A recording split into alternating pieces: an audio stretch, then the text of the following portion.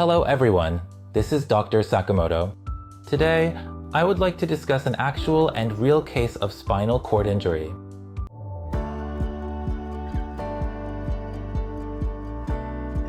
About 10 years ago, this person was transported to the hospital after a motorcycle accident and was in a state where they could not move their limbs at all. After that, with diligent rehabilitation, the patient was able to walk independently about 7 months after the injury, and by that time, they had also returned to work. However, as a sequela of the accident, they are unable to walk steadily and occasionally stumble. In particular, when going down the stairs, it was necessary to hold onto the handrail. Also, regarding my hands, they are contracted like this, with only my thumb and little finger able to move slightly. Additionally, the patient was left with bladder and rectal dysfunction, which caused the bladder to not function properly. This made it very inconvenient for the patient to have to go to the bathroom multiple times during the night. Regarding the urge to defecate, the patient could not feel the movement of the bowels and had completely lost the sensation of needing to defecate. Spinal cord paralysis is split into two categories, complete paralysis and incomplete paralysis. This person can move hands and feet in the category of incomplete paralysis. With complete paralysis, you lose all sensation in your hands and feet, and they become completely immobile.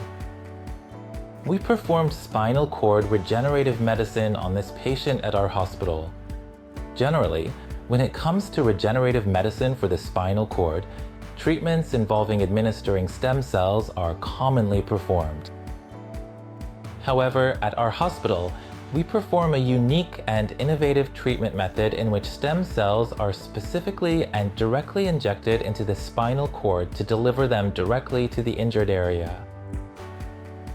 This time, we administered 3 intrathecal injections to this patient. First, after the initial spinal cord injection, the patient, who had difficulty moving the pinky and thumb of their left hand, was able to move them with their own will just 30 minutes later. Additionally, before administering the stem cells, the muscle that forms the bulge when you bend your right arm, known as the biceps brachii.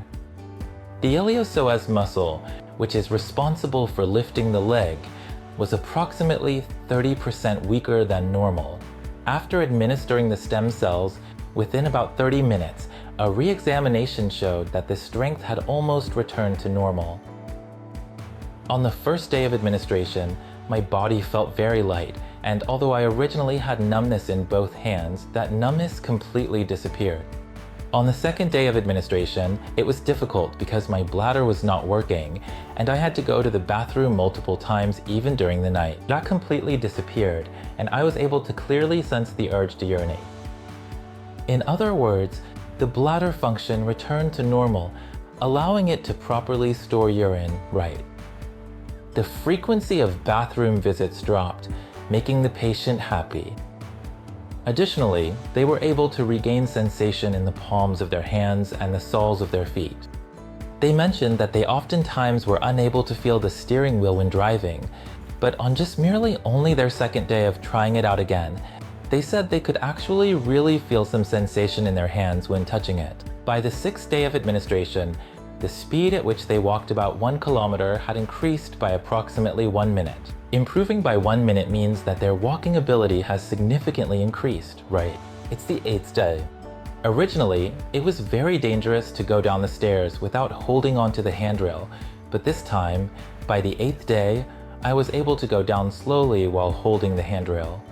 And on the 17th day after administration, both of my legs were completely and utterly numb, but now, thankfully, the numbness has significantly reduced to just below the ankles. This numbness was indeed very distressing for the patient, but it had significantly lessened and was now confined to just the area below the ankle.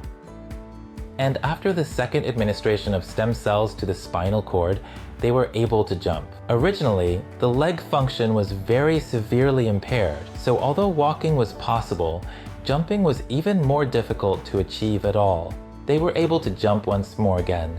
This is clear and undeniable evidence that the nerves responsible for leg and lower back movement are recovering.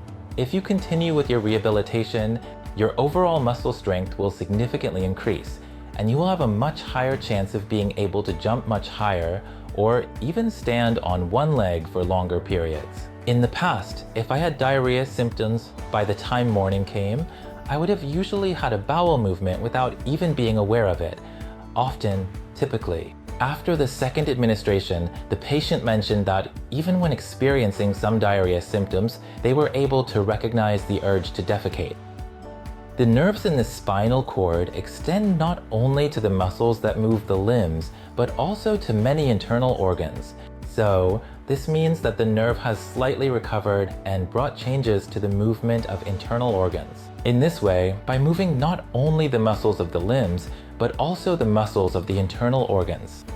In addition to boosting immunity and aiding in the digestion of food, the liver and it has also been observed that administering stem cells can improve the functions of all internal organs, including the kidneys and lung capacity, such as. And after the third spinal cord injection, the right fingers, specifically the pinky and thumb, which were difficult to move, were able to open and close properly.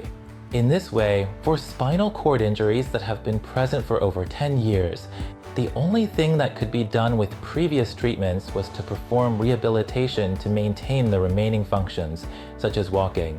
By actively and carefully administering stem cells into the spinal cord, it helps to effectively regenerate the still living nerve cells and significantly aids in the recovery of damaged nerves, thereby leading to improvements in various essential bodily functions. Of course, this applies to all stem cells, but there are individual differences. To be honest, we won't know how much recovery is possible until we actually try.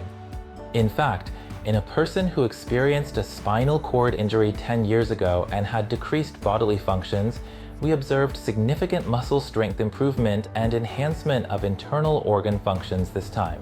If this regenerative medicine using stem cells becomes an established treatment for spinal cord injury, it may potentially bring a significant ray of hope that things previously impossible can now be achieved. Today, I introduced a case of spinal cord injury and provided an example of stem cell treatment. Thank you very much.